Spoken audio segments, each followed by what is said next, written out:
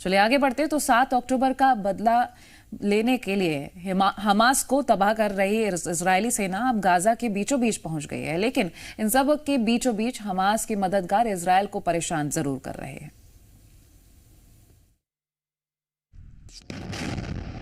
Israel के sir से Hamas का गुस्सा उतरने का नाम नहीं ले रहा है। इजरायल के तोप और लड़ाकू विमान गाजा पर जमकर बमबारी करते हैं और जब रास्ता क्लियर होता है तो उसकी सेना आगे बढ़ती है।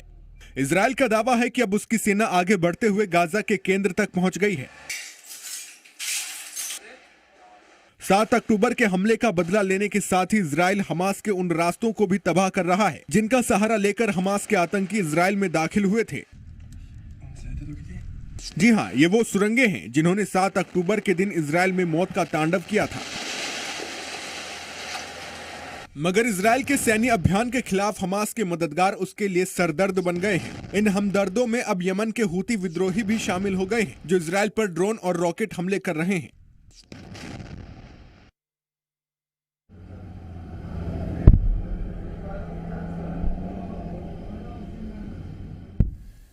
तो इजरायल की सेना हमास को तो तबाह करने में जुटी ही है क्योंकि कसम खाई हुई है, और साथ ही साथ जो हमास की मदद कर रहे हैं उनमें लेबनान भी है और उनमें हिजबुल्लाह भी है। हिजबुल्लाह के भी कई कमांडर को ढेर कर चुका है अभी तक इजरायल। और चलिए आगे बढ़ेंगे तो हमास को तबाह करने की कसम खा चुका इजरायल उसे पूरी तरह से जीतने की ओर आगे बढ़ता ही जा रहा है, लेकिन इसी बीच नेतन्याहू ने यूरोप के अल्टीमेटम दे दिया है जहां कहा गया है कि अगला टारगेट वो है। हमास के ठिकानों को तबाह कर रहा इजरायल अब उसे पूरी तरह बर्बाद करने की कसम खा चुका है। इजरायल के पीएम बेंजामिन नेतन्याहू ने कहा कि हमास पर जीत से पहले युद्ध नहीं रुकेगा। קרקעי, השמדנו אינספור מפקדות, מנהרות, בסיסים, מתקנים של החמאס.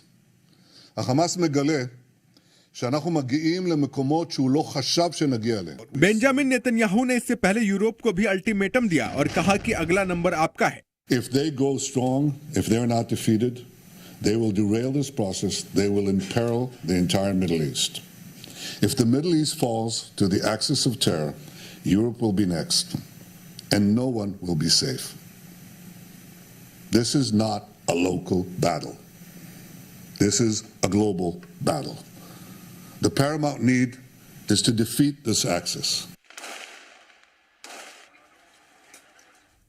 तो नेतन्याहू ये साफ कर चुके हैं कि हमास को खत्म करना बेहद जरूरी है क्योंकि वो चाहते हैं कि 7 अक्टूबर जैसा हमला दोबारा ना हो। बिल्कुल।